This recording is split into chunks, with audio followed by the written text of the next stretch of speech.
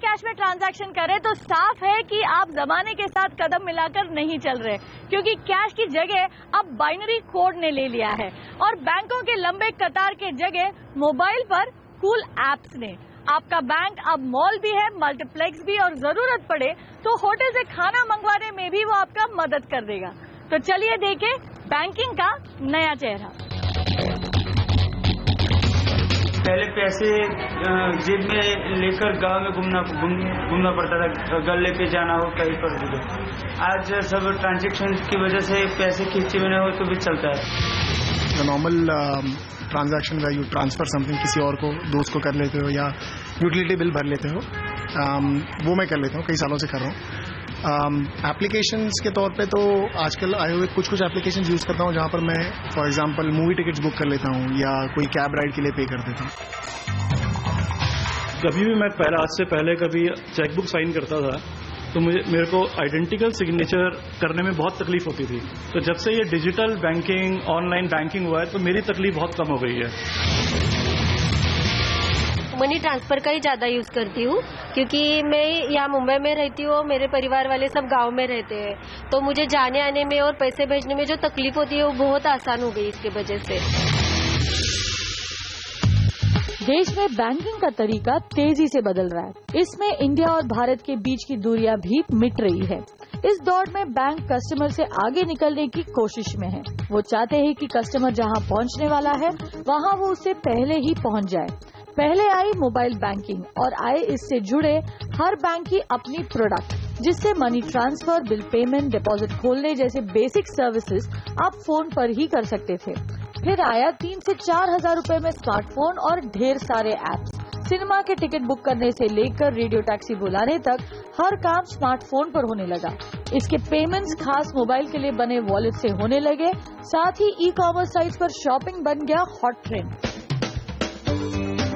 इसी के जवाब में आया आईसीआईसीआई बैंक का पॉकेट्स और एचडीएफसी बैंक का पेज ऐप, देश के पहले मोबाइल बैंकिंग वॉलेट। इनके इस्तेमाल से अब बेसिक बैंकिंग तो कर ही सकते हैं, साथ ही बिल भरने और रिचार्ज जैसे काम भी हो सकते हैं। सिनेमा, होटल या फ्लाइट बुकिंग भी की जा सकती है। एक तो न्यू कस्टमर एक्विजिशन और दूसरा जो एग्जिस्टिंग कस्टमर है उसके हम मेन बैंकर बन जाएंगे, क्योंकि अगर आप कार्ड पेमेंट हमसे करेंगे, पेट्रोल की पेमेंट करेंगे, खरीदेंगे, लोन हमसे लेंगे, तो लाजमी है कि आपका अकाउंट हमारे साथ ही रहेगा। न्यू में जब देखेंगे कि इसमें सहूलियत कितनी है, तो ये हम इंडिया में लीडर नहीं है, हम वर्ल्ड में one of the leaders in this digital offering में है। एचडीएफसी बैंक ने तो अपने ग्राहकों के लिए एक मार्केट प्लेस बनाया है, इजी बाय। इस पर आप चाहे तो अपने ही बैंक के ऐप से आप हर महीने किराना भी मंगवा सकते हैं। आईसीआईसीआई बैंक तो पॉकेट्स यूजर्स के लिए वर्चुअल कार्ड भी देता है, जिसे आप ऑनलाइन खरीदारी के लिए इस्तेमाल कर सकते हैं। एब्सोल्युटली कॉम्प्रिहेंसिव एक्सपीरियंस है, जिसमें एंटायर पेमेंट सोल्यूशन इंक्लूडेड है और ये डिजिटल है, इलेक्ट्रॉनिक है और एक तरह से ये एक वॉलेट जो है वो क्रिएट किया जा सकता है, चाहे उस इंसान के पास बैंक अकाउंट हो या ना हो। बताया जा रहा है कि एसबीआई और एक्सिस बैंक भी अपना वॉलेट तैयार कर रहे हैं। स्मार्टफोन के पॉपुलैरिटी के साथ बढ़ा है सोशल मीडिया का चलन। स्टेटस अपडेट या ट्वीट करना तो मानो सांस लेने जितना जरूरी हो गया। इस ट्रेंड को बैंकों ने भी नजरअंदाज नहीं किया है।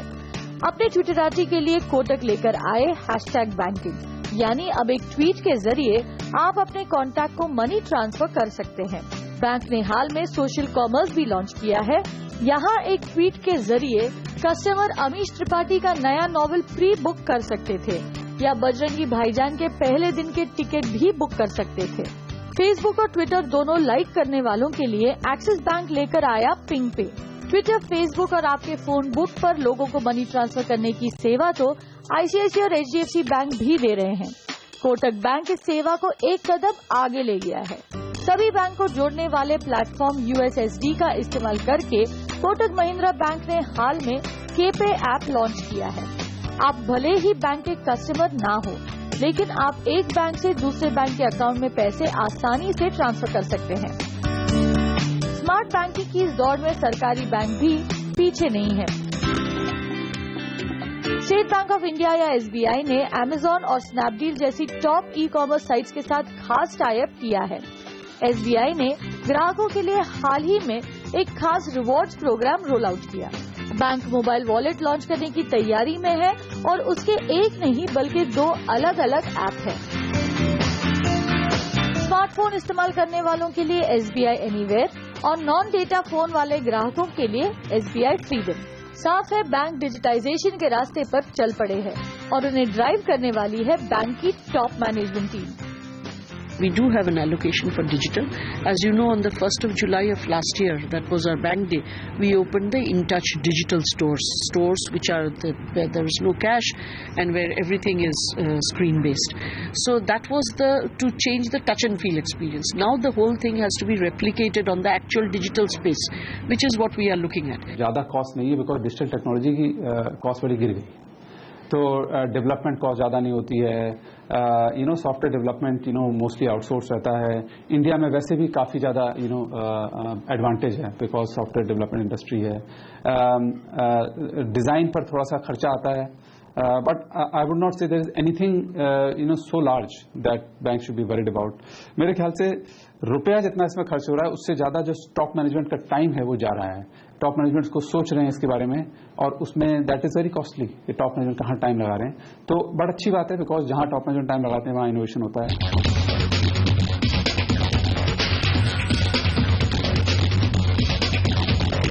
पर आखिर बैंक क्यों ला रहे इतने सारे ऐप और इससे आपको क्या फायदा होगा, बताएंगे इस छोटे से ब्रेक के बाद।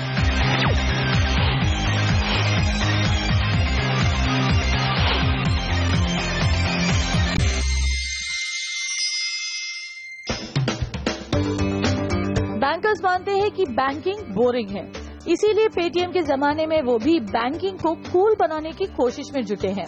स्मार्टफोन ऐप से सिर्फ बैंक का कूल कोशेंट ही नहीं बढ़ता है, ये कस्टमर एक्विजिशन का भी जरिया बन चुका है। बैंकों को डर है कि अगर वो सोशल मीडिया पर अपने कस्टमर का साथ नहीं देंगे तो वो किसी ज्यादा कूल बैंक के साथ जा सकता है। India today has more than 140 million users of social media and लोग बहुत टाइम स्पेंड करते हैं आजकल सोशल मीडिया के ऊपर, और an average an individual spends more than 2.5 hours every day on social media, and therefore we realize that if this is where the customer is, as a bank this is where we must be, and that was the philosophy behind launching products on social media. ICICI bank के इस strategy का नतीजा इसके तेजी से बढ़ते mobile users में साफ दिखता है। पिछले साल बैंक के मोबाइल ऐप पर करीब 15 करोड़ ट्रांजैक्शन हुए। इस साल के पहले 3 महीनों में ही इससे ज्यादा ट्रांजैक्शन हो चुके हैं। ऐसा ही कुछ हुआ है SBI के साथ भी। मोबाइल बैंकिंग का आज जो number of mobile users are substantially high, 600 million 700 million. हमारा जो 2 प्रोडक्ट्स हैं हमारे, एक SBI फ्रीडम और SBI anywhere. Actually SBI freedom का जो नंबर ऑफ यूजर्स है वो करीब 1.2 करोड़ नंबर है और वो काफ़ी उसमें तरक्की आई है और around 50 to 60% growth, annual CAGR growth हुआ है लास्ट 3 इयर्स में। RBI के मुताबिक पिछले 3 साल के बीच मोबाइल ट्रांजैक्शन करने वालों की तादाद 5.5 गुना बढ़ी है। इस दौरान ट्रांजैक्शन की वैल्यू 55 गुना बढ़ी है। इस जबरदस्त ग्रोथ के बावजूद भारत में फिलहाल केवल 3% लोग ही मोबाइल बैंकिंग ऐप इस्तेमाल कर रहे हैं, यानी करीब 59 करोड़ अकाउंट होल्डर्स में से सिर्फ 2 करोड़ ही मोबाइल पर ट्रांजैक्शन करते हैं। यानी बैंकों के सामने बहुत बड़ा मार्केट है। इस बात को नए बैंकों से बेहतर कौन जान सकता है। वो अपना कस्टमर बेस या बैंक के सेविंग्स अकाउंट के नंबर बढ़ाने के लिए डिजिटल बैंकिंग का जमकर इस्तेमाल कर रहे हैं। अब कोटक महिंद्रा बैंक को ही ले, बैंक के 30% ग्राहक उसके मोबाइल ऐप का इस्तेमाल करते हैं। बैंक का तो दावा है कि उसके ग्राहकों का एक बड़ा हिस्सा अकाउंट खोलने बैंक में आया ही नहीं है, वो इन्हीं ऐप्स के बदौलत बैंक से जुड़े हैं। डिजिटल के साथ फायदे हमने ये देखे हैं कि जो कस्टमर डिजिटल के साथ ज्यादा चैनल्स को यूज करते हैं उनका बैलेंस 20 से 25% ज्यादा रहता है बैंक के साथ। या अगर आप उनका देखें तो जो नंबर ऑफ प्रोडक्ट्स जिस पे हम मेजर करते हैं कस्टमर की बैंक के साथ की जो स्टिकीनेस है या लॉयल्टी है, वैसे कस्टमर करीब 0.5 एक्स्ट्रा प्रोडक्ट बैंक के साथ रखते हैं। तो ये सबको अगर आप जोड़ के देखें तो लॉन्ग टर्म में बैंक एक ऐसा लॉयल और प्रॉफिटेबल कस्टमर बेस बनाता है।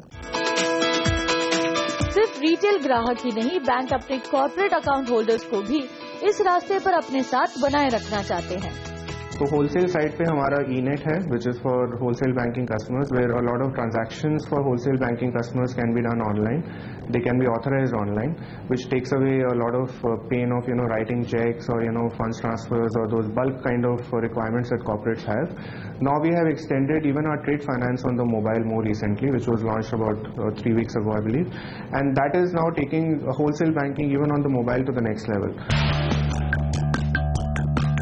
यानी बैंक हर प्लेटफॉर्म पर ग्राहक का साथ देकर उन्हें लुभाने की कोशिश कर रहे हैं, लेकिन बैंक जितने तेजी से इनोवेट कर रहे हैं, ग्राहक उनकी बराबरी नहीं कर रहे हैं। खासकर फेसबुक और ट्विटर पर बैंकिंग करने में ग्राहक अब भी हिचकिचा रहे हैं। मैं एक्चुअली सिर्फ mobile banking as of now use करता हूँ। मैंने ये सब ऐप्स अभी तक यूज नहीं किया, बिकॉज मैं थोड़ा स्केप्टिकल हूँ इवन मोबाइल बैंकिंग यूज करते समय। हालांकि बैंकों का दावा है कि ये ऐप भी दूसरे ऐप जितने ही सुरक्षित हैं।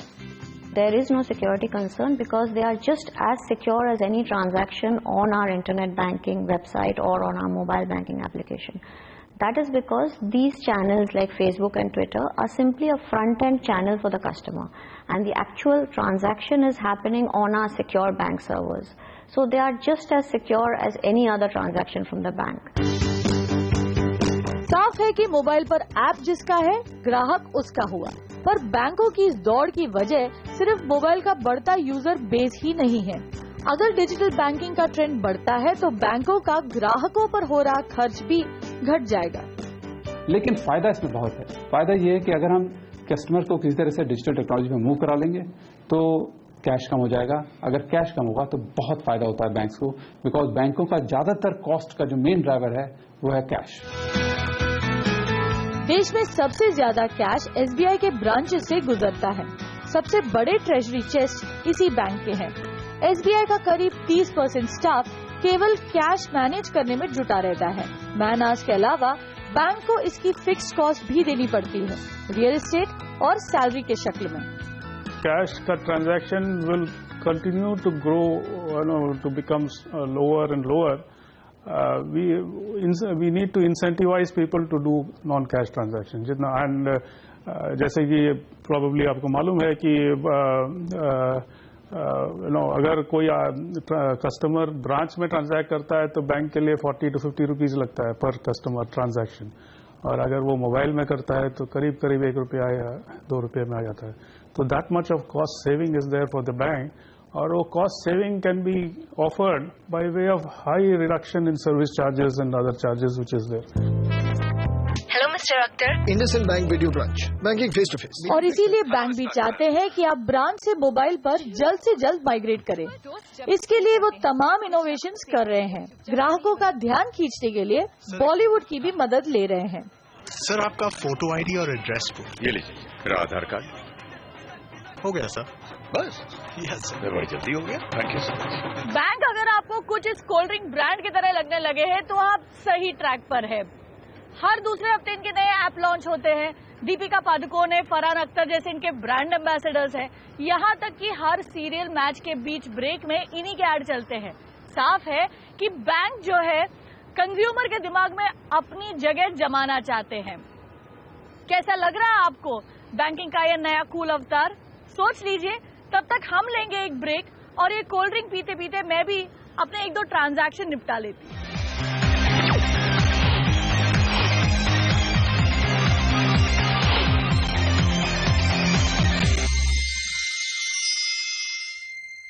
चलिए, ट्रांजैक्शन तो हो गया, लेकिन मेरा सॉफ्ट ड्रिंक अब तक खत्म नहीं हुआ. वैसे आपने कभी सोचा है कि आपका बैंक आपके बारे में कितना कुछ जानता है? शायद आपकी मम्मी ही बैंक से ज्यादा आपको जानती होगी. इनफैक्ट डिजिटल बैंकिंग के जरिए आपका बैंक आपका फेवरेट सॉफ्ट ड्रिंक भी पहचान पाएगा, क्योंकि इसका पेमेंट तो आप बैंक से ही ना करेंगे. दरअसल बैंक के पास ये डेटा सालों से मौजूद था, लेकिन अब ये इसकी अहमियत समझे है और इसे इस्तेमाल करना चाहते हैं. कैसे? चलिए आपको बताते हैं. फ्लिपकार्ट Amazon पर खरीदारी करते करते आपने देखा ही होगा, आपके हिस्ट्री के बेसिस पर कई ऐसे प्रोडक्ट्स आपके स्क्रीन पर नजर आती है जो शायद आप देखें और खरीद भी लें। ये सब होता है डेटा क्रंचिंग से, जिसे बिग डेटा एनालिटिक्स कहा जाता है। बैंक भी कुछ ऐसा ही करना चाहते हैं। आपके ट्रांजैक्शन के बेसिस पर आपके लिए खास सर्विसेज प्रोडक्ट्स ऑफर करना चाहते हैं। मान के चलिए आप अगर यहाँ बैठे हैं मुंबई में BKC में, अभी मुझे आपको दिल्ली या चेन्नई का कोई ऑफर आज दिखाऊं, उसकी कोई वैल्यू नहीं है, वो एक स्पैम है। लेकिन अगर मैं आपको मुंबई का ऑफर और मुंबई में भी BKC के आसपास का कोई ऑफर आपके फोन पे आपके चुने हुए समय पे बता सकता हूं, तो शायद वो इन्फॉर्मेशन आपके लिए बहुत वैल्यूएबल है। Like Form 15GH was a very good example of exactly that. Where we got feedback from some of our senior citizen customers that I actually find it painful to come to the branch to give this form, right? Whenever I'm booking a fixed deposit. So we figured out, we found out how we could do it online, and we put some effort and made that transaction available online. Or let's say adding a nominee in your account. Okay. Now that was a transaction which was required to be done in the branch. We got feedback that why can't I do it online? We made it available online. Okay. So this is a age of co-creation. और bank इसको लेकर काफी serious भी है। अब SBI को ही ले, bank ने 20 लोगों की टीम सिर्फ इसलिए बनाई है जो रोजाना करीब 27 करोड़ ग्राहक और उनके करोड़ों ट्रांजैक्शन एनालाइज करते हैं। फिर बिजनेस टीम इस इनपुट पर काम करती है, प्रोडक्ट बनाती है और इसे सिर्फ उन्हीं ग्राहकों को मार्केट करती है जिन्हें इसकी जरूरत है। सिर्फ SBI ही क्यों, दूसरे बैंकों की भी यही स्ट्रैटेजी है। As a bank, it is up to us to constantly look at the market, look at what customers are using, the way they're leading their lives, and what they would like to use, and continually offer products which would help them, which are fast, which are simple, which are easy to use. If the bank has to stay relevant, अगर bank को अपना customer के दिमाग में जगह बना के रखनी है, तो बैंक को जो रियल ट्रांजैक्शन है, जो कस्टमर को सही में चाहिए, वो फैसिलिटेट करने की जरूरत है। जब कस्टमर को रेस्टोरेंट बुक करना हो तो बैंक अवेलेबल है, जब कस्टमर को शॉपिंग कराना हो तो बैंक अवेलेबल है। कस्टमर शॉपिंग करता है और फिर एक इनविजिबल रोल होता है बैंक का कि अच्छा पेमेंट मेरे थ्रू हो जाए। बैंकों को ये लग रहा है और बड़ा स्पष्ट होता जा रहा है कि जितना ज्यादा आप कस्टमर की रियल जिंदगी में इन्वॉल्व रहेंगे, उतनी ज्यादा आपका बैंकिंग मार्केट शेयर रहेगा, और जितना आप रियल लाइफ से दूर रहेंगे, उतना ही कस्टमर आपसे डिसएंगेज हो जाएगा।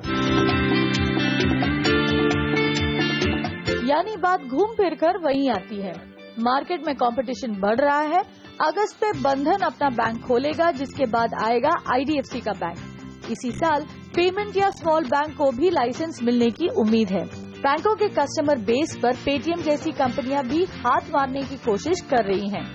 इसीलिए मौजूदा बैंक ग्राहक से हर लेवल पर जुड़ने की कोशिश कर रहे हैं, चाहे वो ब्रांच हो, वेबसाइट हो, ई-कॉमर्स साइट हो, मोबाइल हो या जल्द लॉन्च होने वाला एप्पल वॉच हो, क्योंकि कस्टमर कहीं भी मिल सकता है। और इस बात का एहसास देश के सबसे बड़े और सबसे पुराने बैंकों को भी है। I have to have a customer who is satisfied. I have to have a customer who will refer my services and my products to somebody. I have to have a customer who will continue for life. हमारी जो bank है over 200 years old है. If you have to live for another 200 years, that is my way forward. Unless I continue to grow my customer and grow a satisfied set of customers, my work is not done. चलिए जल्दी से अपनी आंखें बंद कर लीजिए। कोई ऐसे ट्रांजैक्शन के बारे में सोचिए जो आप अपने बैंक के जरिए करना चाहते हैं, और ये जरूरी नहीं है कि वो डिपॉजिट, लोन या मनी ट्रांसफर हो। ये शॉपिंग भी हो सकता है। सोच लिया? चलिए अब आंखें खोल लीजिए। किसी जीनी की तरह आपका बैंक आपके सामने हाजिर है, लेकिन इस जीनी को एक्सेस करने के लिए, आपके बैंक को एक्सेस करने के लिए आपको किसी अलादीन के चिराग की जरूरत नहीं है। बस जरूरत है एक स्क्रीन की, जो आपका स्मार्टफोन हो सकता है, आपका टैबलेट हो सकता है, या आपका लैपटॉप हो सकता है, या ऐसे ही मॉल में घूमते टहलते आप अपने बैंक के न्यू एज आउटलेट्स में भी जाकर अपने ब्रांच को एक्सेस कर सकते हैं। और अगर ये आपको मैट्रिक्स रीलोडेड, स्टार ट्रेक या माइनॉरिटी रिपोर्ट के किसी सीन का याद दिलाता है, तो आदत लगा लीजिए, आपका बैग अब ऐसे ही लगने वाला है। कविता कृष्ण, मुंबई।